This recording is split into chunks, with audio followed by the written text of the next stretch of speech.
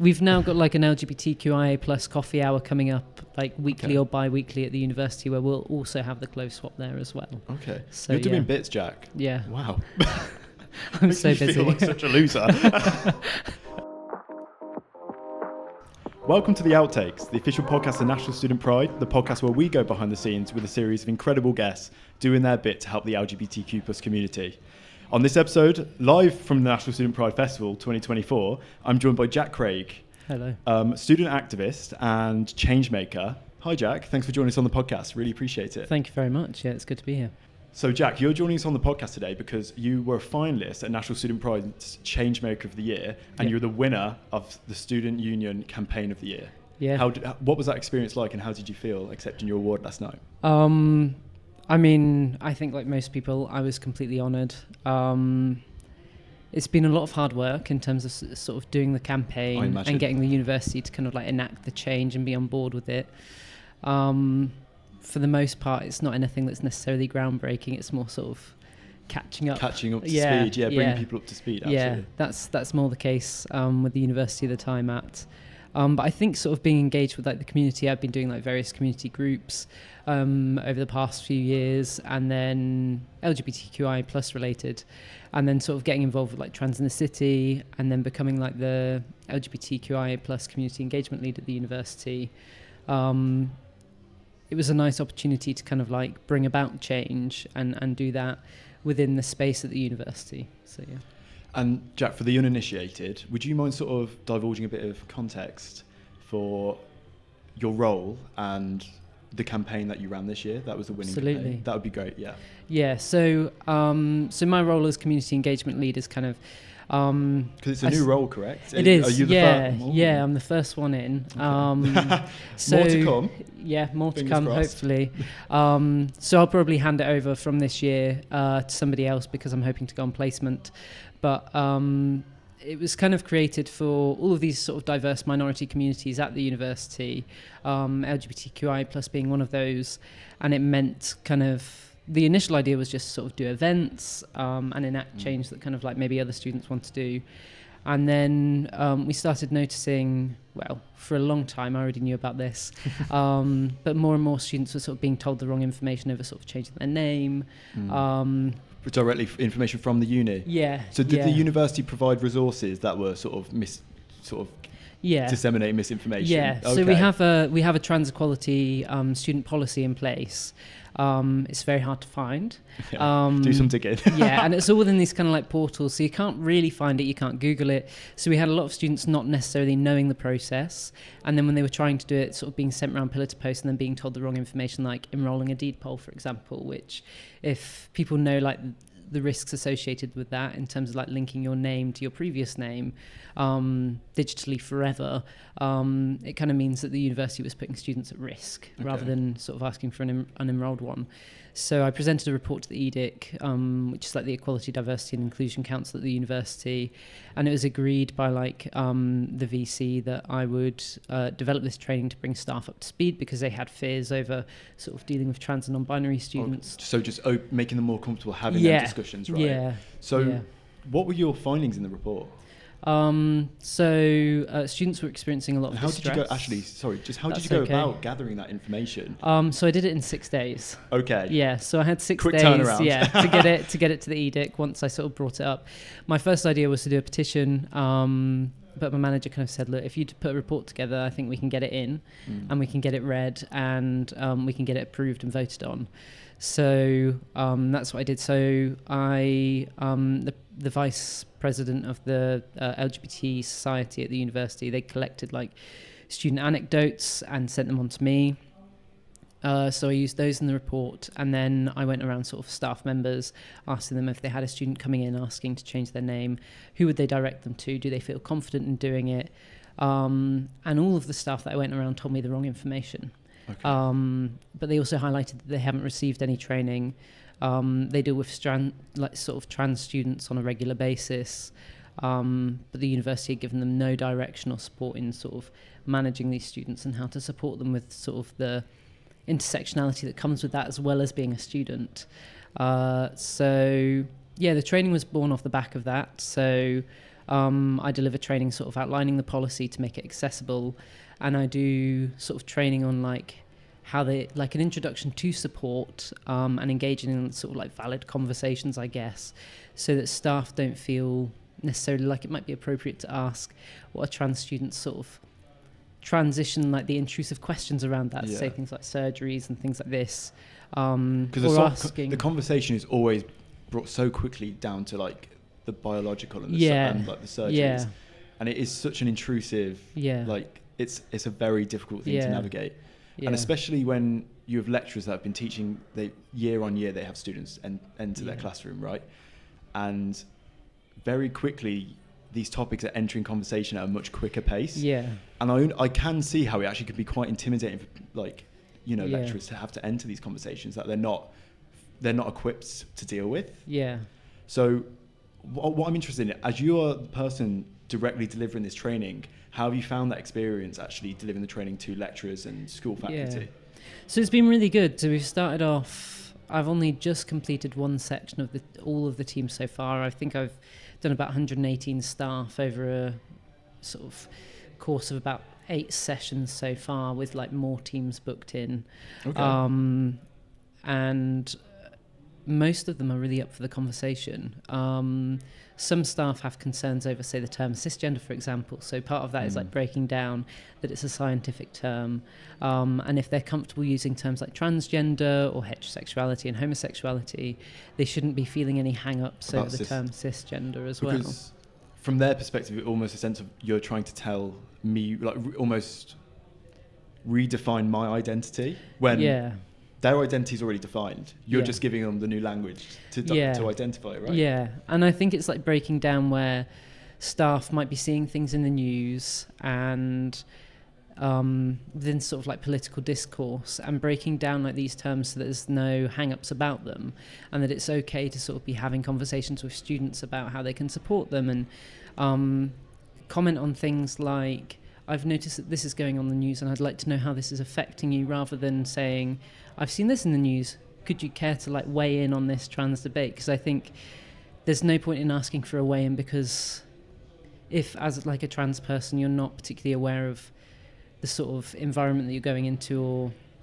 the attitudes of the individual, and so it's always like a sort of nervous, psychological anxiety-inducing, sort of environment to be going in. So part of it is going, look, it's okay to acknowledge that these discussions are going on, but it's certainly around how you can be supporting the student and what you can be doing as a staff member, given that this is creating a lot of distress. And we highlight things like hate crimes and things like this. And Coventry is a very diverse place to live. I'm actually from Coventry. Be quite a hostile place as well. I'm from Coventry originally. Okay. Have you found? Where did you grow up originally? And I grew up in Rugby. Oh really? Oh, okay. So you're local. Yeah, very, very close. Okay. How have you found? You know, I know Coventry. I know it's not exactly got the most bustling queer scene. Yeah. But how have you found your university experience as a queer person there? Sometimes intimidating. Okay. I don't necessarily feel safe all the time. And this, so it's a crazy place. Yeah. One of the things I think is that the university isn't necessarily outward in their support for the LGBTQIA+ community, and they have a really diverse range of students, which I think is fantastic. And we've got lots of different cultures mixing together. It is a melting pot. Yeah, I think so. Yeah. And I've seen in just the last 10 years, the university has developed so much, and it has actually changed almost the DNA of the city. And it's been incredible to watch.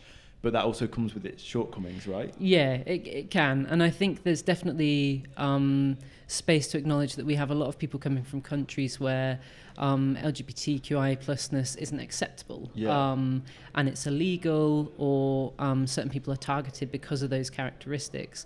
And I think a really important thing that needs to be done, probably across all universities when there's high international student intake or any international student intake, is bridging that gap in understanding whether that's cultural diversity for home students, or the acceptability of different identities that may not be acceptable in their country.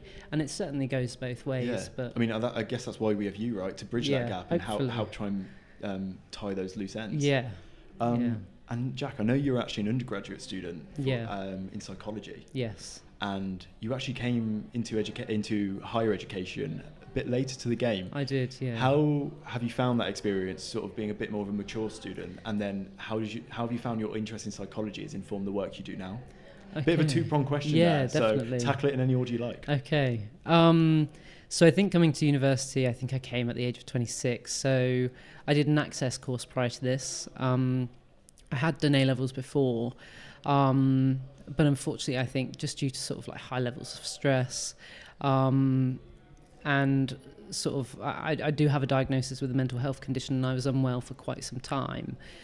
And so it didn't really feel like I would ever get better, and I took quite a bit of time to just sort of settle and understand myself and get better, I think. And then I sort of took the plunge, decided to do the access course, and then off the back of that I was like, okay, I've always wanted to kind of do psychology, and I thought, well, I'll go for it. And I thought I'd try somewhere local, so that I was sort of doing a transition one step at a time. You're still within a bubble that's familiar, right? I think so, yeah. And you can always, go back to the nest to roost if need be. I think so. I did the same. I originally planned to go to Sheffield to study politics, because it was quite high up in the leaderboards, but then last minute I bottled it and I just ended up going to Birmingham.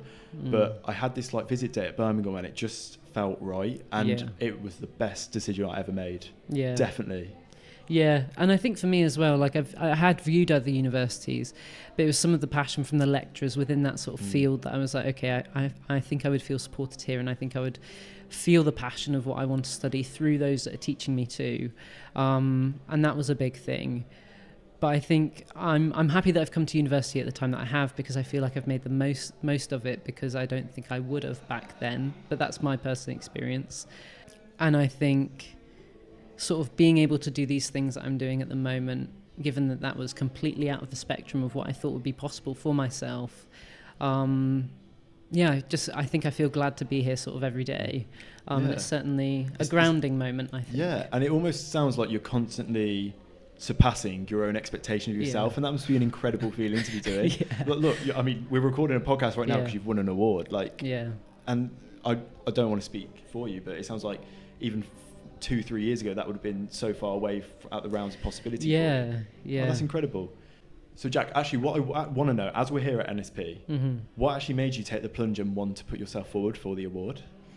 Or did you someone tell you to put yourself forward? So someone did tell me to put myself forward. Happens. Yeah. No one has the confidence to just do it themselves. Yeah, it was actually Joel Cooper. Yeah, so Joel Cooper sent me a message. He's a lead ambassador at Trans in the City as well. So, so I don't mean to be uneducated, but I actually don't know what Trans in the City is. No, that's okay. So they're a organisation that kind of works with sort of like business and consulting groups. So I think they have links with organisations like Barclays and Clifford Chance, and so they've started this whole sort of network student ambassador scheme where they're looking at sort of undergraduates, graduates, interns and things like this, or people within sort of businesses within the early years. And so what it is they're trying to build networks across campuses so that trans students have sort of more of a network across the whole UK, so it doesn't feel like you're just trans in your campus. You can be trans with other people across. Almost a campus within your campus. I think so. Yeah, and so possibly.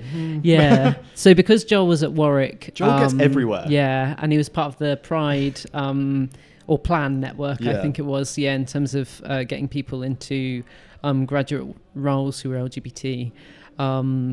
So he was brought on board. I expressed interest and they took me on.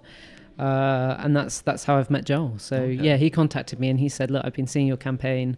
I think you should just go for it, put it forward for the SU campaign of the year. And I said yes, so I did. That was a little put yourself forward kind of thing. Put yourself forward, yeah. So you won the award because you created a report and you set out a list of recommendations. So other than the training, what else was... What were your findings? So we found as well, because students weren't aware of the process and the policy was inaccessible, I kind of thought, well, for prospective students coming, because I think this is of an interest of a student who's looking at a university, staff before they arrive as well. And also I think it's sort of public interest to know what's happening at Coventry University within that sphere. And so I proposed that we should do a public-facing webpage. Originally it was kind of like, no, maybe just keep it internal. And I said, actually, I really think this would be important to show, the steps that we're taking in terms of diversity and inclusiveness. And so we're going to be creating sort of this web page that kind of links off to the relevant policy documents and ways in which students can change their name, but also set out sort of a guide to allyship and an introduction, not just sort of trans identities and non-binary, but looking at LGBTness as a whole, so that we're kind of hopefully bridging that gap between sort of cultures, and hopefully the university website will be a reliable source of information for people to sort of access, rather than, because not everybody's actually going one to people Google can find now. yeah. So it means that then we're not relying on students through seeking information through social media and things like this. The university can say, we stand by the LGBTQI plus community, and this is how you support your peers, or these are the processes in place. Because I think if you're a trans person and you want to change your name, or you want to access these sort of processes in place, being an advocate for yourself and knowing the processes in place is like the best way to go about that, and making sure that trans people are aware of their rights, and how to do these things is like the key part of it, because you can train up all the staff in the world, but if students don't know, then they don't know how to go about it in the first place. And I think that's incredible, because a city like Coventry, obviously I know it well, but as a diverse a city as it is, it has a massive lacking of any queer visibility. Absolutely. Do you frequent Yard and Glamorous? Do you? Yeah, so I frequent the Yard. What do you think of Yard? So it's getting demolished. Yeah, it is, but it's moving. You hear this? It's moving. Is it? Where's it relocating to? So it's moving to a building called Metropolis. Don't tell me you were part of like the campaign. No, not at all, not at all. You get shit done, Jack. Yeah, I do like the Yard. I did I did begin to think, I was like, maybe it's not the best queer space, but then I did go to another club in Coventry. No, it wasn't even a queer club. Oh, okay. And it was a mortifying experience. Was it Caspar? No, it was Simone Jones. Simone Jones. Yeah. Maybe this will get included in the podcast, not sure, but Simone Jones is the most insane, weirdest, most uncomfortable, but also bizarre clubbing experience I've ever been. Yeah. But actually, no, Glamorous is. Okay. I like Glamorous. I used to go to Glamorous back when it used to be called Rainbows. Okay. Yeah. Do you remember? Okay. It used to be called Rainbows. And every time I've ever gone, it's empty. Yeah. And it is just me and my one other friend dancing alone. Yeah. And just keep requesting whatever songs we want. So we just we might as well just plugged into the aux. Yeah. We just did our own personal takeover. But that's so lovely, right? I mean, I've been with two friends and it was just us three, and You'd just be silly. Yeah, we just ran around, danced. Caused they chaos. swapped tops on the dance floor. Great smoking area. Yeah. Great smoking area. Yeah. But I think with a place like Coventry where there's not so much queer visibility, it's amazing that people like you are making the steps so institutions like Coventry Uni can be those points of access. Yeah, and I think it's nice because, I mean, so I'm from Rugby, and that's fairly conservative in terms of its political leanings, and coming to Coventry and they have like Labour MPs voted in, not necessarily that Labour's the best they talk like political party for trans people at the moment, but there's Zara Sultana, and she's been quite outwardly spoken against sort of the leadership of the Labour Party in supporting like trans people, and I think having somebody who is in the area who's very well known for their sort of political stance, and having somebody be that vocal, I think kind of means that even if adversity's there, and in Coventry I have been sort of the victim of hate crimes as well, sort of out and about in the city centre. I'm so sorry, that's so awful. These things happen. I mean, I count myself lucky, to be honest, in terms of what I've experienced, but I think it's just being vocal about it and trying not to be too scared, even if it is scary. And I think whenever, for example, with an MP like Zara, I think just having someone that actually speaks to the experience of marginalised people, just having that vocalised is almost as reassuring, not reassuring enough, but like it's just that acknowledgement of like, oh, I'm not just completely, a blind eye is not just being completely turned to my experience. Yeah. So Jack, actually, when we were doing a bit of research into you, the one thing that I was actually really interested in is that you actually organise a clothes swap for trans people. Yeah. And I read it and I was like, oh my god, of course that's a good idea, but it's just never something that would have crossed my mind at all. So can you just sort of explain for the listeners and viewers what was sort of your sort of thought process behind wanting to organise that? Yeah. So and what's the response been? So the response has been good. I mean, the Student Union brought in sort of the Gender Expression Fund as well at the SU. Sort of new for this year, that was brought by the previous community officer, who's actually my sister, Catherine Craig, and she now works at Warwick Student Union. So we were competing yesterday for the Campaign of the Year award. It was quite funny. That's insane. Yeah. Were you glad you won? Yeah, I was, yeah. Shame I couldn't do a speech because I was going to go na, but yeah, I couldn't do that. That comes later. Yeah, it does.